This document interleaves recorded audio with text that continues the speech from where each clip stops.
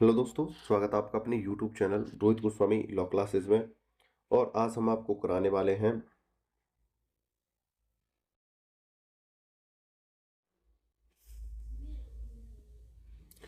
LLB third year, same है आपका fifth, code है आपका 5005, एक्ट आपका drafting of pleading. Question number है आपका 5 जो है वेरी वेरी इंपॉर्टेंट। जैसा कि आपको पता है, मैं सिर्फ वही क्वेश्चन आपको कराता हूँ जो आपके लिए बहुत ज़्यादा महत्वपूर्ण होते हैं। ठीक है, यह जो क्वेश्चन है इसके जो आने की जो संभावना है पेपर में वो 80% बनी रहती है, इसलिए यह क्वेश्चन क्या है, बहुत ज़्यादा महत्वपूर्ण है। अब से पहले मैं आपके काफ़ी क्वेश्चन प्लेलिस्ट में डाल चुका हूं, आप उन्हें जाकर देखिएगा। कुछ क्वेश्चन ऐसे हैं जो न्यू हैं, कुछ ऐसे हैं जो अब से पहले मैं आपके अदर एक्ट में करा चुका हूं, जैसे CPC एडमिनिस्ट्रेटिव। ठीक है, वहां पर ये मैंने कराए थे। कहने का मतलब ये है, ड्राफ्टिंग और प्लीडिंग का जो आपका ये सब्जेक्ट है, ये जो आपका पेपर है एग्जाम में, एग्जामिनर थ्योरी वाइज भी और ओरल भी आपसे कहीं से भी कोई भी क्वेश्चन कर सकता है। तो इसलिए जो आपके लिए महत्वपूर्ण क्वेश्चन थे वो मैंने क्या है आपके प्लेलिस्ट में ऐड कर दिए, आप उसे जाके देखिएगा। ये हमारा व्हाट्सअप नंबर है, आपका कोई समस्या है, कोई क्वेरी है तो आप दिए हुए व्हाट्सअप नंबर पे मैसेज करके हमसे जानकारी ले सकते हैं, अपने डाउट को क्लियर कर सकते हैं। आगे चलते हैं। आज का जो क्वेश्चन है बहुत ही सिंपल और बहुत ही महत्वपूर्ण है। आगे चलते हैं और देखते हैं।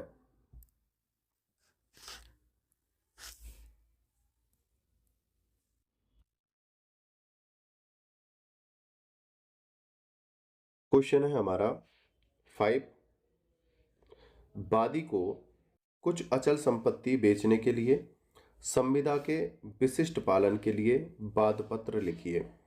वादी को, ठीक है, इसको समझो। वादी को मतलब वादी जो है लेने वाला है संपत्ति। ठीक है, कौन है वादी? लेने वाला है। एक प्रतिवादी है जो बेचने वाला है। इसको पहले, जैसा कि आपको पता है, मैं क्वेश्चन के बाद उसे थोड़ा सा एक्सप्लेन करता हूं, उसी प्रकार से यहां पर इसे थोड़ा सा एक्सप्लेन करेंगे, फिर आगे हम चलते हैं। एक वादी है, ठीक है, एक प्रतिवादी है। प्रतिवादी के पास क्या है? एक मकान है। ठीक है, मकान की जो कीमत है वो है 16,000 रुपये। ध्यान रखना, वादी है, वादी जो खरीदने वाला है, खरीदने वाला। वादी की और प्रतिवादी के मध्य एक क्या होती है? संविदा। संविदा होता है हमारा करार, कॉन्ट्रैक्ट। ठीक है, इनकी संविदा होती है 15 जनवरी 1995 को।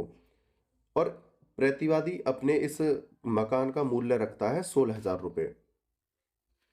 कितना रखता है? 16,000।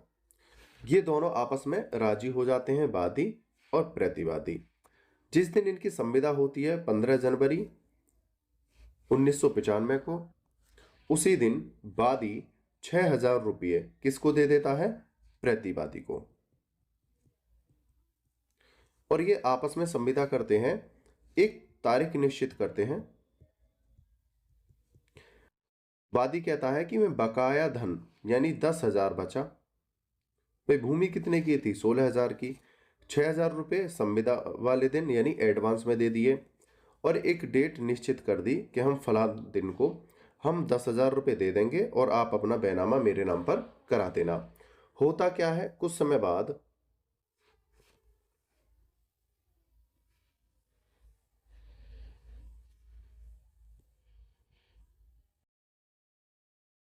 ये जो प्रतिवादी है,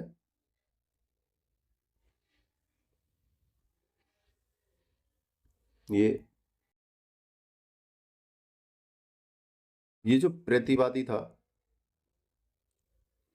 जो इन्होंने टाइम निश्चित करा था, ये जो समय निश्चित करा था कि 10,000 रुपये आप मुझे दे देना, मैं अपने मकान का बैनामा आपके नाम कर दूंगा, ये प्रतिवादी उस समय पर, निश्चित समय पर बैनामा नहीं करता है। ठीक है, अब वादी के जो 6,000 रुपये थे वो प्रतिवादी के पास थे, वो गए फंस। अब इनकी आपस में वार्तालाप हुई और प्रतिवादी ने बैनामा देने से मना कर दिया। तो वादी न्यायालय में वाद लेकर जाता है। कौन? वादी। वादी न्यायालय जाता है और वाद पत्र लिखता है। ठीक है। न्यायालय में जाने से पहले ही वाद पत्र लिखा जाता है जो न्यायालय में पेश किया गया है। ठीक है, आगे चलते हैं। आप इसे कैसे भी समझ लेना, न्यायालय में जाने से पहले जो वाद पत्र लिखा जाता है या न्यायालय में जो वाद पत्र पेश किया गया है वो बात, ठीक है, उसे किस प्रकार से लिखा गया, क्या कहानी थी, अब उसे हम अपने थ्योरी के जरिए समझेंगे। ये मैंने बता दिया है, वादी प्रतिवादी थे, एक मकान था, दोनों की आपस में संविदा हुई थी 15 जनवरी 1995 को। वादी ने 6,000 रुपये एडवांस दे दिए थे, 10,000 बाकी बचे थे। संविदा के अनुसार एक निश्चित समय पर प्रतिवादी मकान को वादी के नाम पर कर देता और 10,000 रुपये ले लेता, लेकिन प्रतिवादी समय पर मुकर जाता है और बैनामा करने नहीं पहुंचता है। तो कहने के वादी प्रतिवादी से कहता है कि आप भूमि को मेरे नाम करो, लेकिन वो ना करता है। तो वादी फिर न्यायालय जाता है और अपना वाद पत्र लिखता है। वो वाद पत्र किस प्रकार से लिखा जाता है अब हम आगे देखते हैं।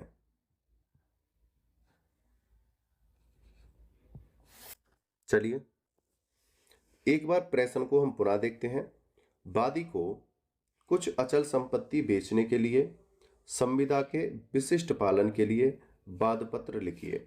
जैसा कि मैंने आपसे पहले वीडियो में बताया था कि हमें कैसे कैसे अपना वाद पत्र लिखना है। विशिष्ट पालन के लिए वाद पत्र, सबसे पहले हमारा न्यायालय का नाम, न्यायालय सिविल जज सीनियर डिवीजन मेरठ। जैसा कि मैंने पहले भी बताया था फिर बता रहा हूं, जो हमारा न्यायालय का हम यहां पर नाम लिख रहे हैं, हमारा केस इसके क्षेत्राधिकार में आना चाहिए। क्षेत्राधिकार में आना चाहिए यानी कि जिस न्यायालय में हम केस लेकर जा रहे हैं उसे सुनने का उसे अधिकार हो। ठीक है, आगे चलते हैं।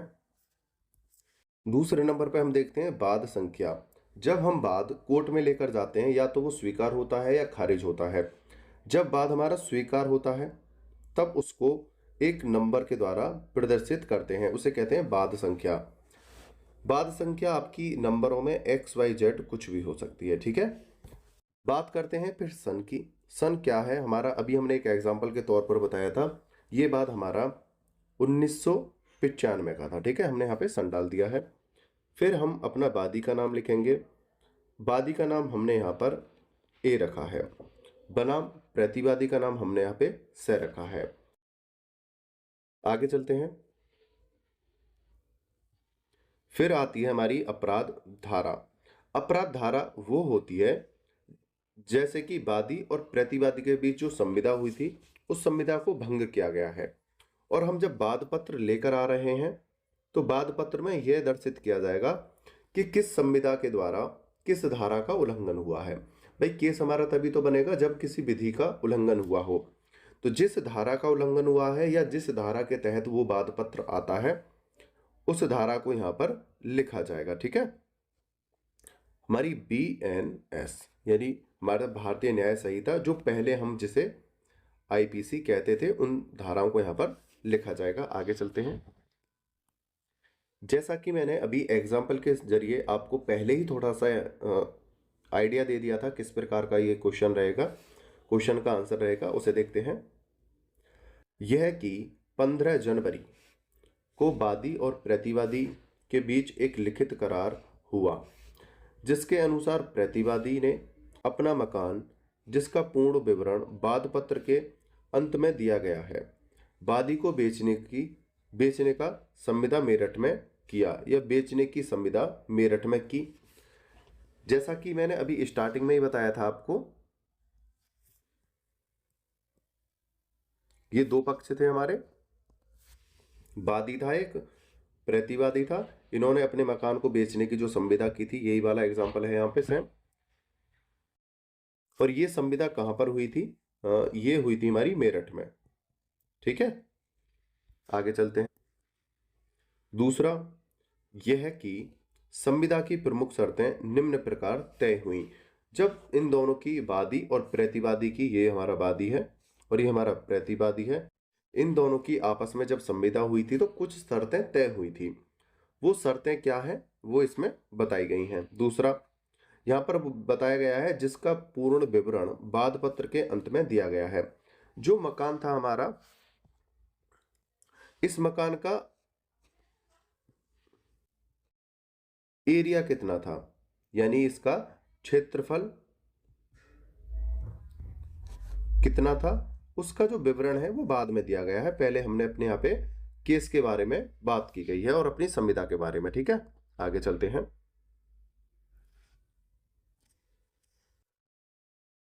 सबसे पहले है क्या, मकान का मूल्य 16,000 रुपये तय हुआ। भाई सबसे पहले नंबर का पॉइंट हमने क्या लिया, मकान का जो मूल्य था वो 16,000 रुपये तय हुआ था। दूसरा है, वादी ने संविदा के समय, जिस दिन संविदा हुई थी 15 जनवरी 1995 को, 6,000 रुपये नगद दे दिए और बाकी मूल्य 10,000 रुपये विक्रय पत्र की रजिस्ट्री के समय देना तय हुआ। यानी वादी ने प्रतिवादी को, यानी जिसका मकान था, उसको 6,000 रुपये संविदा वाले दिन एडवांस दे दिए।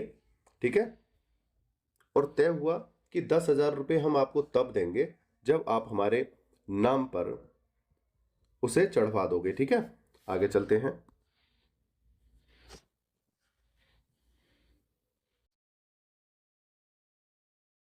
तीसरे नंबर का पॉइंट है यह कि वादी ने प्रतिवादी से बार बार कहा कि वह संविदा 15/1 यानी 15 जनवरी 1995 के अनुसार, जो उन्होंने, जैसे हमने यहां पे बताया था, संविदा कब हुई थी, 15 जनवरी, यानी 15/1/95 के द्वारा जो संविदा हुई थी।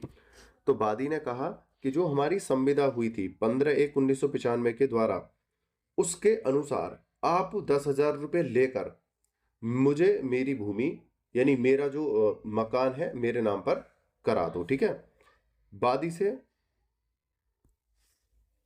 से 10,000 रुपये लेकर बैनामा लिख दें, परंतु वह कोई सुनवाई नहीं करता है। इस प्रकार का वादी ने वाद पत्र तैयार किया। आगे चलते हैं। ये देखो एग्जाम्पल और प्यार से देख लेना, फिर दोबारा से मैं समझाने का प्रयास करूंगा लास्ट में। ठीक है, फोर्थ नंबर का पॉइंट हमारा यह है कि वादी संविदा के अनुसार बराबर उस पर पालन करते हुए बैनामा लिखवाने के इच्छुक एवं प्रयत्नशील रहा और अब भी है। मतलब वादी कह रहा है कि मैं लगातार उस भूमि को, यानी उस मकान को अपने नाम पर करवाने के लिए इच्छुक रहा हूं और आज भी इच्छुक हूं। अगर व्यक्ति जो प्रतिवादी है 10,000 रुपये लेकर अगर वो बैनामा आज कराना चाहे तो मैं तैयार हूं। ठीक है, यानी कर दे मेरे नाम पर। फिफ्थ नंबर का पॉइंट है यह कि वादी को बाद का कारण दिनांक 16 जनवरी 1995 संविदा करने के दिन वे देने अग्रिम धन वे 1 जनवरी 1996 सूचना पत्र देने के दिन तथा जनवरी 5 1996 प्रतिवादी के मेरठ रजिस्ट्रार दफ्तर पहुंचकर बैनामा लिखने में विफल रहने से इस न्यायालय के क्षेत्राधिकार में उत्पन्न है और इस न्यायालय को बाद सुनने का अधिकार है। यहां पर कह रहा है कि वादी कि जो हमारी संविदा हुई थी, उस संविदा के अनुसार 15 जनवरी को हमारी संविदा हुई थी, 16 जनवरी को हमने उस दिन से संविदा का पालन करना स्टार्ट कर दिया था। ठीक है, लेकिन जो हमने समय निश्चित किया था उस समय के पूर्ण हो जाने के बाद भी उस व्यक्ति ने कोई भी प्रतिक्रिया नहीं दी और मैं बराबर उससे संपर्क बनाने का प्रयास करता रहा।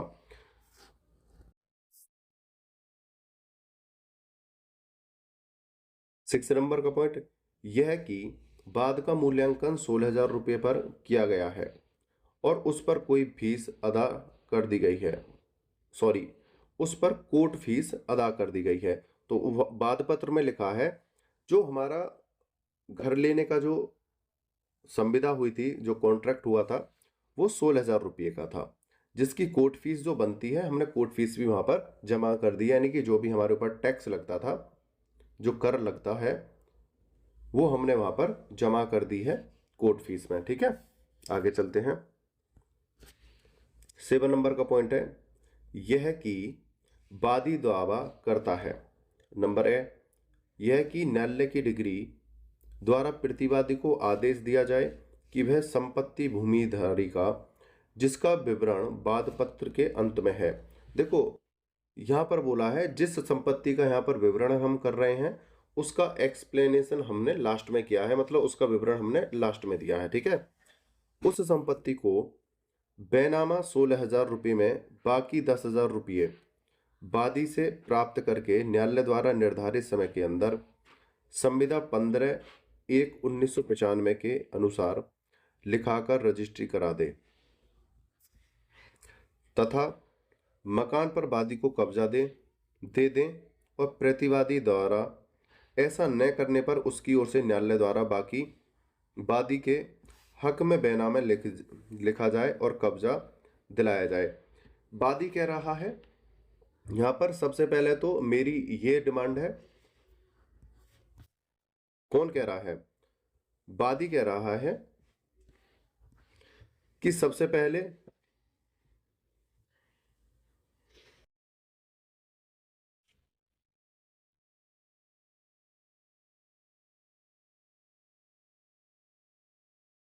वादी कह रहा है कि सबसे पहले तो मुझे मेरा बैनामा करा दिया जाए। बैनामा 10,000 रुपये जो बाकी हैं वो ले लिए जाएं, बैनामा मेरा करा दिया जाए।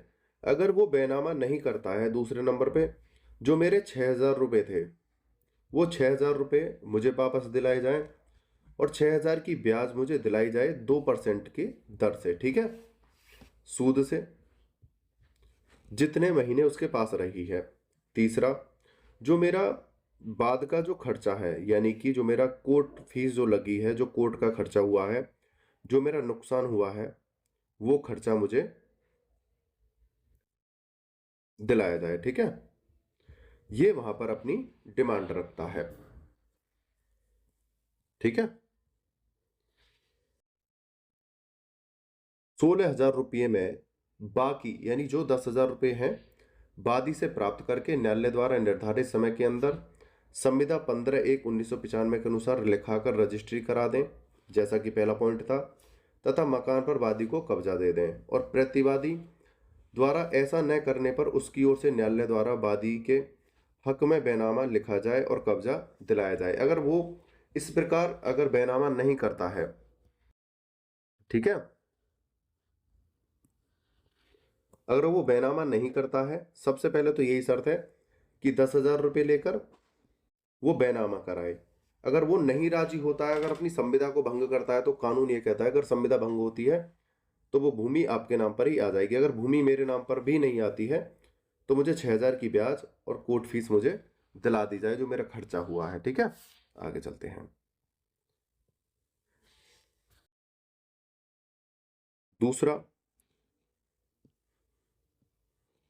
यह है कि किसी कारणवश प्रतिवादी बैनामा करने का अधिकारी न पाया जाए तो, मतलब जो प्रतिवादी था वो झूठ बोल रहा था या किसी कारण से उसके अधिकार में बात नहीं रहती है या वो बैनामा नहीं करना चाहता है, तो उसको 6,000 रुपये में ब्याज हर्जाने के तौर में 2% की दर से बादकालीन और भविष्य में प्राप्ति के समय तक दिलाए जाएं। मतलब जब तक बाद चलेगा तब तक ब्याज लगेगी और जब से उसने लिए हैं तब से ब्याज लगेगी। मतलब लेने वाले समय से यानी 15 जनवरी 1995 से जब तक केस चलेगा तब तक मुझे 2% की 6,000 रुपये ब्याज दिलाई जाए और जो मेरा कोर्ट खर्चा है वो भी दिलाया जाए। 6 नंबर का पॉइंट है यह कि बाद खर्च वादी को प्रतिवादी से दिलाया जाए। बाद खर्च कौन देगा? प्रतिवादी देगा वादी को। भाई मकान किसका था? प्रतिवादी का था। अब ये क्या है, इनकार कर रहा है यानी मुकर रहा है, तो खर्चा किसको मिलेगा? वादी को मिलेगा, ठीक है। आगे चलते हैं। अब हमने 2-3 बार हमने देखा था कि मकान का विवरण लास्ट में है, तो मकान के बारे में यहां पर बताया गया है। मकान का विवरण यानी मकान क्या कितने गज का था? 400 वर्ग गज में स्थित एक 5 कमरों का मकान, नंबर 146, प्रतापनगर मेरठ, जिसके उत्तर दक्षिण में सड़क, पूर्व में मकान रमेश व पश्चिम में मकान खजान सिंह का स्थित है, ठीक है। उसके बाद हस्ताक्षर, हस्ताक्षर बादी, मतलब बाद पत्र कौन लेकर आ रहा है, बादी। तो यहाँ पर सिग्नेचर किसके होंगे, बादी के होंगे। बादी के तौर पर एक्स वाई जेड कोई भी हो सकता है, हमने स्टार्टिंग में बादी ए लिया था, ठीक है, यहाँ पर ए हो जाएगा। दूसरा हस्ताक्षर एडवोकेट, एडवोकेट के तौर पर एक्स वाई जेड कोई भी हो सकता है, ठीक है। उसके बाद दिनांक, जिस तारीख को हम बाद पत्र लिख रहे हैं, यानी कि हम कोर्ट में सबमिट कर रहे हैं, वो तारीख यहाँ पर लिखी जानी चाहिए, वो एक्स वाई जेड आपकी कुछ भी हो सकती है। उसके बाद यहाँ पर सत्यापन किया जाएगा कि जो मैं बात पत्र कर रहा हूँ ये मेरी मर्जी से और मेरे संज्ञान में हो रही है, इसमें कोई त्रुटि या कोई मिथ्या घटना नहीं है, मुझे मेरा न्याय दिलाया जाए और इस सभी बात पत्र के लिए मैं स्वयं राजी हूँ, ठीक है। इस प्रकार से यहाँ पर सत्यापन किया जाएगा। और दूसरा, मैं ईश्वर की शपथ खाकर कहता हूँ कि ये जो घटना है मेरे संज्ञान में है और सत्य है, ठीक है। और जो वकील उचित समझे वो वहां पर लिखवा सकता है। तो ये था हमारा क्वेश्चन नंबर 5 और उसका आंसर।